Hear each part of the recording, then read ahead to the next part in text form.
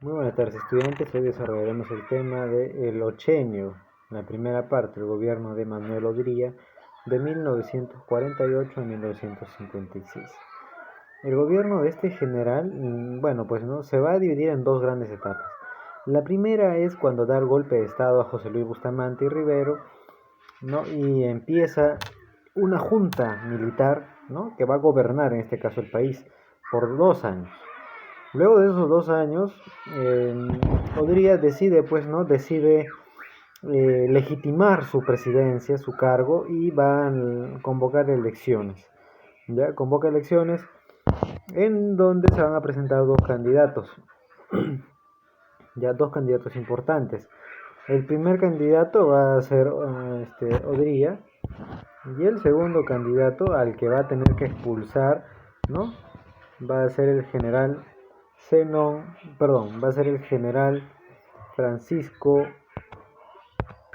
Entonces aquí el otro candidato va a ser Ernesto Montagne, ¿no? Quien después de este acontecimiento, pero ¿qué va a pasar con este personaje? Justo por esta época, o por esta fecha, en Arequipa se estaba dando una rebelión de estudiantes, una rebelión eh, que van a tomar, pues, ¿no? En este caso, la Plaza de Armas.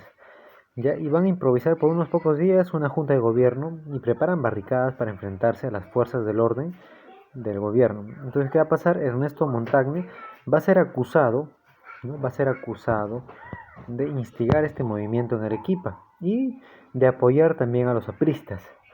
¿Qué es lo que va a hacer el Jurado Nacional de Elecciones? Va a anular su inscripción y Montagne fue apresado y luego enviado al destierro. Y obviamente aquí el único candidato que quedaba era Manuel Odría, y de esta forma, pues no, como era el único candidato, gana las elecciones. En el aspecto interno se decreta la seguridad interior.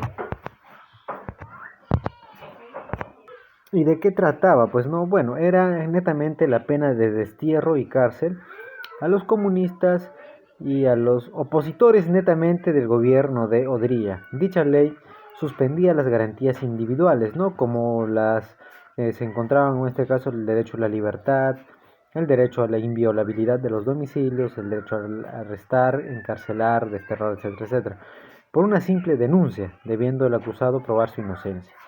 El 3 de octubre de 1948, una rebelión estalla en el Perú. La rebelión fracasa, pero se emite un decreto que acusa al APRA como el responsable. En consecuencia, el partido político fue declarado ilegal y persiguieron a todos los apristas. Se ordenó una persecución total, donde Víctor Raúl Aye de la Torre, ¿no? Va a escapar, ¿no?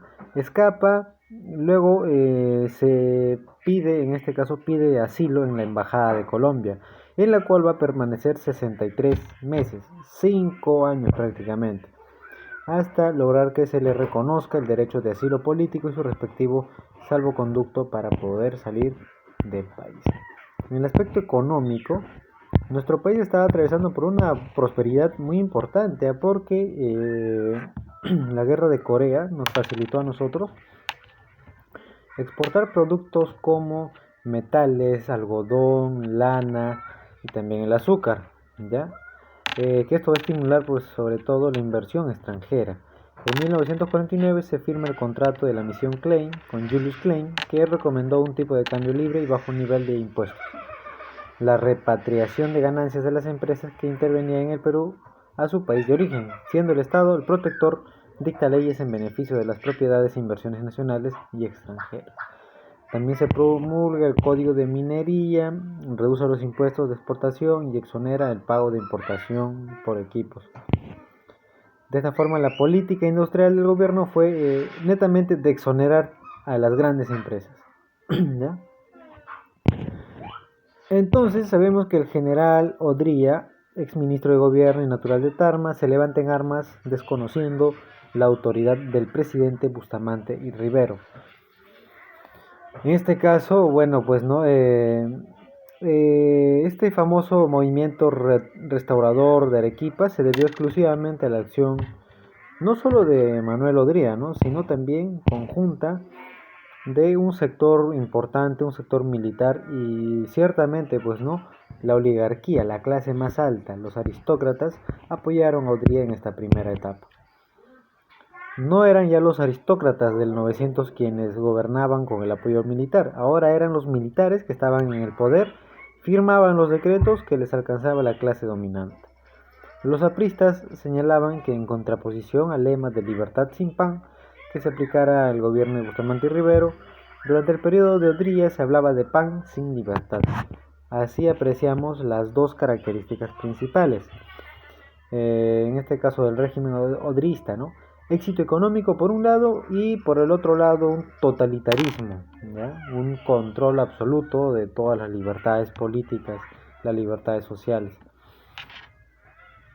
¿Qué es lo que él va a hacer? Pues no, en este caso siendo presidente Manuel Odría, va a crear o va a empezar a construir grandes unidades escolares, ¿no? Escuelas netamente, porque en esa época se estaba dando una migración inmensa del campo, de la sierra a Lima.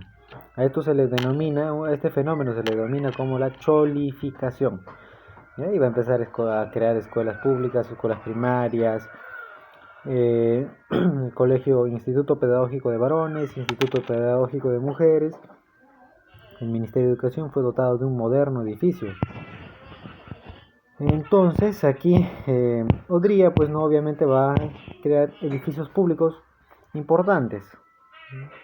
Ministerio de Hacienda, de Trabajo, también el Hospital del Empleado, el Hospital Naval, Militar y el Estadio Nacional del Perú. Se funda el CAEM, Centro de Altos Estudios Militares, en 1950, que va a tener a cargo el general José del Carmen Marín Arista. ¿Ya? La medida más importante fue el otorgamiento del derecho de sufragio a las mujeres. Por primera vez, las mujeres podían votar en las elecciones presidenciales.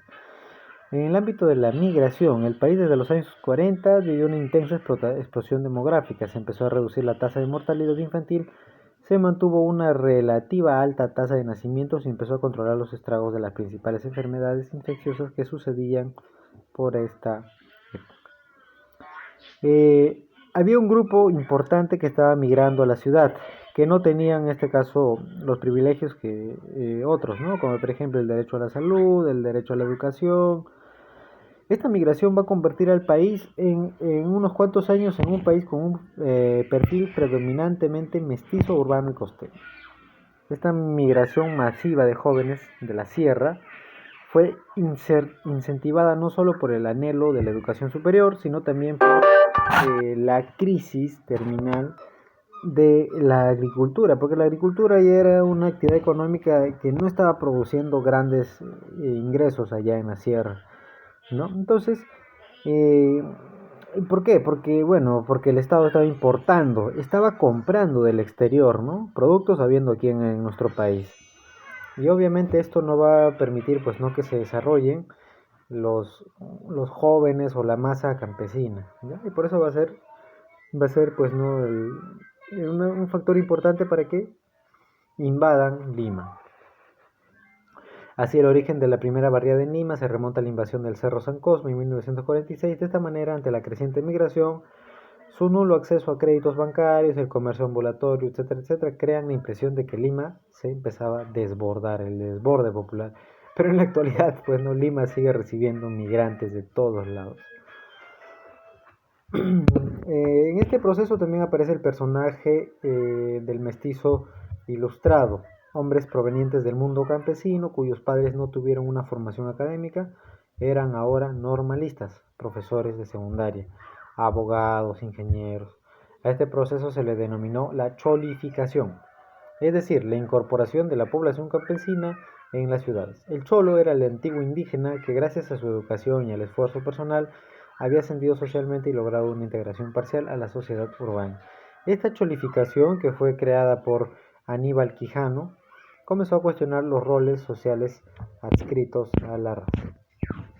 Luego se dan las elecciones de 1956. Aquí surgen nuevas fuerzas políticas, por ejemplo la Coalición Nacional de Pedro Rossello, Partido Demócrata Cristiano por Héctor Cornejo Chávez, el Frente Nacional de Juventudes Democráticas, creada por Javier Alba Orlandini, eh, el Movimiento Democrático Pradista, Manuel Cisneros y Javier Ortiz de Ceballos.